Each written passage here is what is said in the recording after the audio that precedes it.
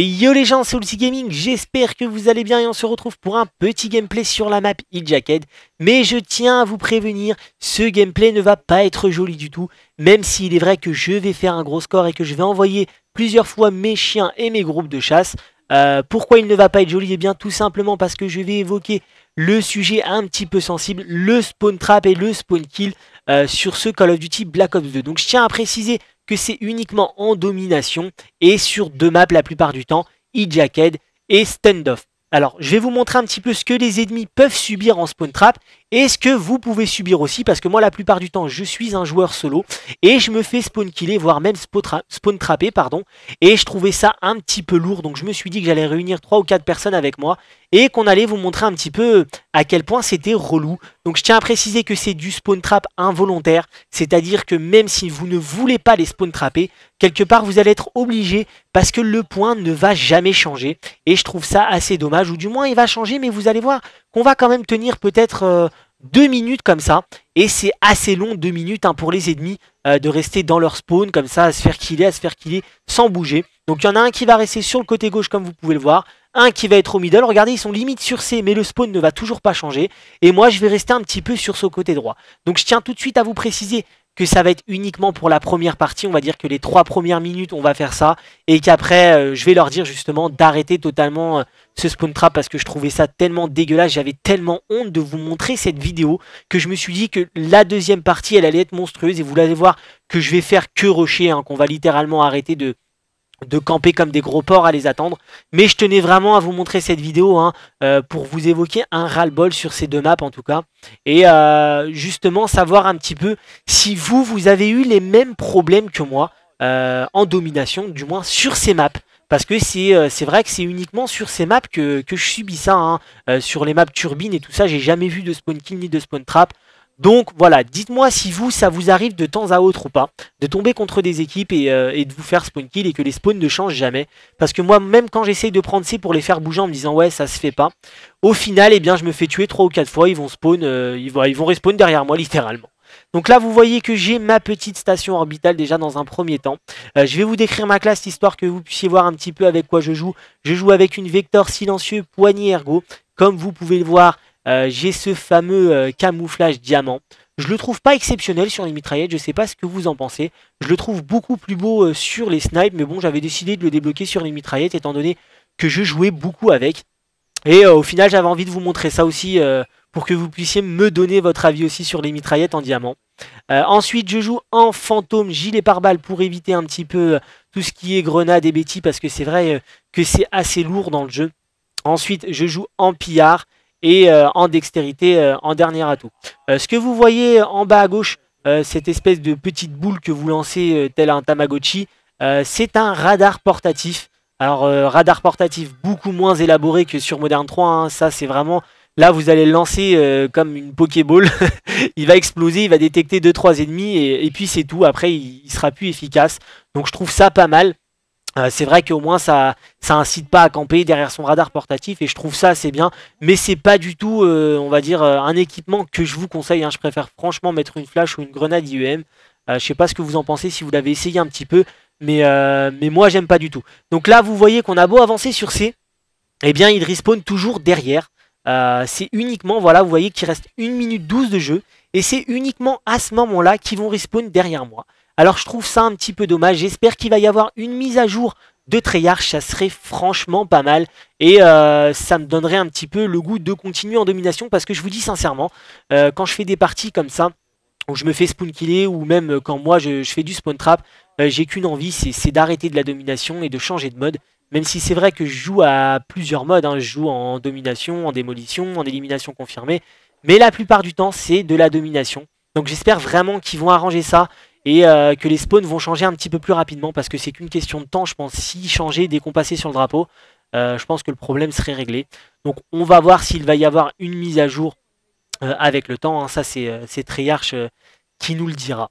Donc voilà, je voulais vous parler un petit peu aussi de 2 sujets. Donc dans un premier temps, il y a eu l'Open Lobby qui a été fait le dimanche, enfin ce dimanche pardon, je sais pas pourquoi je dis le dimanche, avec 5 abonnés je crois, donc on n'était vraiment pas beaucoup. Mais c'était assez sympathique, donc je ne vous mettrai pas la vidéo tout simplement parce qu'on n'était pas assez. quand on sera un petit peu plus, hein, si je le refais. On l'avait fait sur Modern Warfare 3. Donc voilà pourquoi je vous mets pas la vidéo. Mais le prochain Open Lobby que je ferai, qui sera toujours sur Xbox 360, étant donné que je n'ai toujours pas ma PS3, eh bien ça sera sur BO2 en espérant qu'il y ait un petit peu plus de monde. J'espère qu'il y aura au moins 10 à 15 abonnés, ça serait vraiment pas mal. Et on fera des jeux d'armes comme on a fait sur Modern 3, c'était vraiment sympa. Et je tenais vraiment à remercier tous les gens qui étaient présents. Vraiment, merci à vous d'avoir amené votre bonne humeur et, et je pense qu'on a sacrément rigolé sur pas mal de points, surtout en jeu d'armes. Parce que je vous ai quand même fait mal en jeu d'armes, hein, faut dire ce qui est. Hein. Donc voilà. Je voulais aussi vous dire que j'allais lancer une nouvelle rubrique qui sortira une fois par mois. Alors qu'est-ce que va être cette nouvelle rubrique? Eh bien ça va être comment s'améliorer sur Call of Duty Black Ops 2. Alors je tiens bien à préciser Black Ops 2 parce que sur MW3, je vous avais fait quelques tutos, je vous avais donné quelques conseils pour réaliser des mobs ou du moins essayez de ne pas les rater bêtement quand vous êtes en série à 18 ou à 19. D'ailleurs, pour ceux qui ne l'ont pas vu, je vous invite à la voir hein, si vous jouez toujours à Modern Warfare 3 et que vous avez un petit peu de mal par rapport au Moab. Mais là, cette fois, ça sera vraiment donc une fois tous les mois pour vous expliquer un petit peu mes déplacements, comment je pré-shoot, comment gagner un corps à corps parce que je vois que souvent il y en a qui me disent ouais écoute moi je comprends pas, en corps à corps j'arrive vraiment pas sur ce Black Ops 2. Donc vous donnez juste quelques conseils et vous montrer un petit peu l'évolution de mon ratio. Alors pourquoi l'évolution de mon ratio? Parce que je pense que ça en intéresse pas mal, même si c'est vrai que ça ne veut rien dire le ratio, hein, comme je l'ai dit plusieurs fois. Mais j'avais envie justement de vous montrer l'évolution de mon ratio, mais en rush. C'est-à-dire que je ne suis pas du tout un campeur. Donc je tenais vraiment à le préciser. Actuellement je suis à 2,80 de ratio. Mais c'est vrai que j'ai fait énormément de défis au fusil à pompe, au 5.7, au couteau balistique.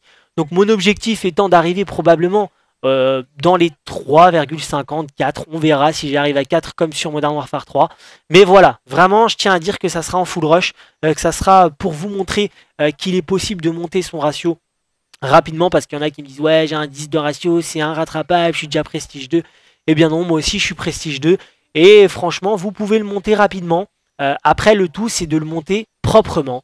Et voilà, si ça doit dégringoler, je vous montrerai pardon, que ça dégringole tout simplement parce que voilà je peux pas toujours réussir ce que je fais mais en tout cas je tiens vraiment à créer cette petite rubrique. J'espère que ça vous fera plaisir parce que je l'avais fait un petit peu sur Modern 3 en forme de tuto. Là ça sera pas un tuto hein, ça sera vraiment une fois tous les premiers du mois mettons.